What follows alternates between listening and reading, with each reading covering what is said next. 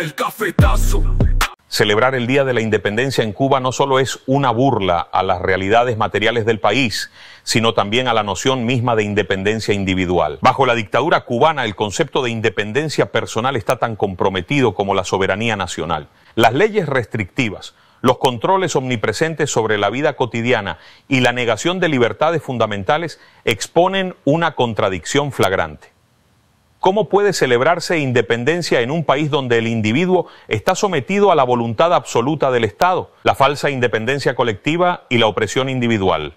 El discurso oficial cubano se vanagloria de una independencia política lograda el 10 de octubre de 1868, cuando Carlos Manuel de Céspedes inició la primera guerra de independencia. Sin embargo, la independencia alcanzada en 1902 se desmorona en la práctica actual, ya que la isla depende completamente de factores externos para su subsistencia económica, energética y alimentaria. Más irónico aún es que, a pesar de esa constante dependencia del exterior, el ciudadano cubano vive bajo un sistema legal y político que niega su propia independencia como individuo. El Código Penal y la Ley de Asociaciones del Código Penal cubano, Ley Nombre 62 de 1987, con sus constantes reformas, sigue siendo una herramienta clave para reprimir la libertad de expresión y asociación. Por ejemplo, los artículos 103 y 104 del Código castigan con severas penas a aquellos que cometen propaganda enemiga o difundan información falsa contra la paz internacional. Cualquier disidencia o crítica contra el gobierno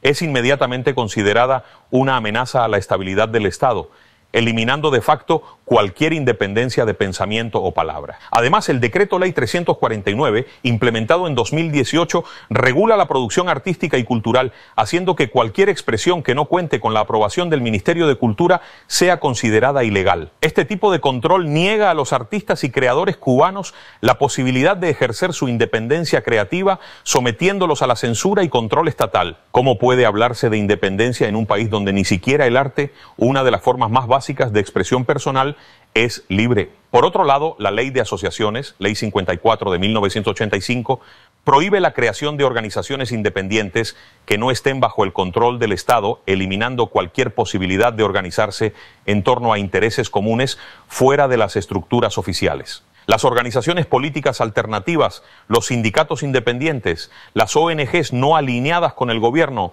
todas están prohibidas o reprimidas sistemáticamente. Entonces, ¿cómo puede un ciudadano cubano sentir que vive en una nación independiente cuando ni siquiera puede unirse libremente con sus conciudadanos para buscar un cambio? Dependencia externa y control estatal interno.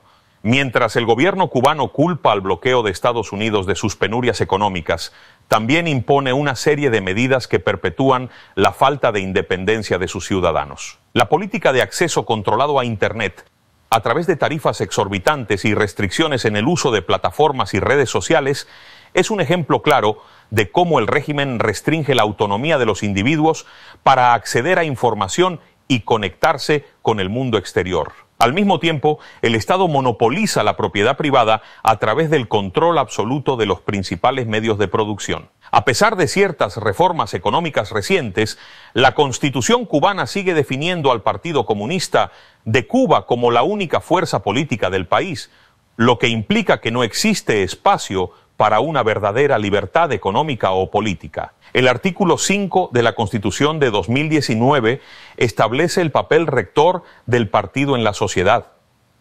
Y cualquier intento de independencia económica fuera del marco estatal es severamente controlado o directamente reprimido. Los emprendedores independientes que intentan establecer sus propios negocios enfrentan regulaciones restrictivas y están sometidos a una burocracia asfixiante que mina cualquier iniciativa personal. Además, las remesas, enviadas mayormente desde el extranjero, se han convertido en un sustento clave para la economía cubana. Pero en lugar de fomentar la independencia económica del individuo, el Estado ha intervenido para controlar cómo y cuándo se accede a esas divisas. En 2020, el gobierno impuso restricciones draconianas sobre las remesas enviadas en dólares estadounidenses, limitando aún más la capacidad de los cubanos para gestionar su propio sustento sin la interferencia estatal. La farsa de la soberanía territorial. Otro aspecto fundamental de esta farsa de independencia es la ocupación, según el propio discurso oficial, de la base naval de Guantánamo por Estados Unidos. Desde la revolución, el gobierno cubano ha denunciado la presencia de esta base como una violación de la soberanía nacional.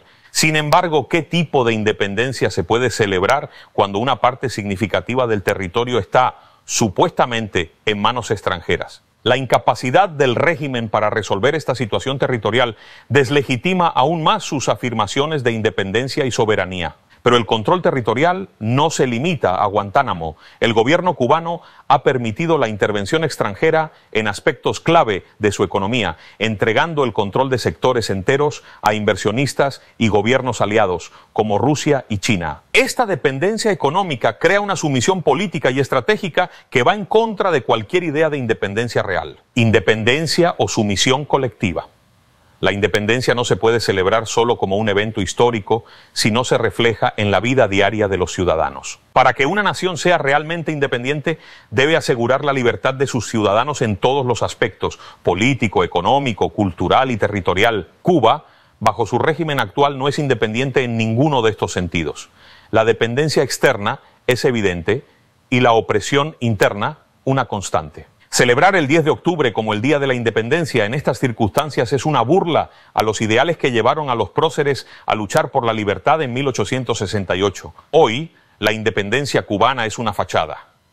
La nación está atada a las decisiones de otros países para sobrevivir y sus ciudadanos están presos dentro de un sistema que les niega la autonomía básica. La soberanía es solo un eslogan, una palabra vacía en boca de quienes controlan un país que depende en todos los sentidos de factores externos para subsistir. En lugar de celebrar una independencia inexistente, el pueblo cubano debería cuestionarse el significado real de ser independientes en un sistema que los somete a la servidumbre y los priva de su libertad en cada aspecto de sus vidas. Porque solo cuando un país respeta la independencia de cada uno de sus ciudadanos puede verdaderamente llamarse soberano e independiente. El cafetazo con Chucho del Chucho, clic, clac, boom.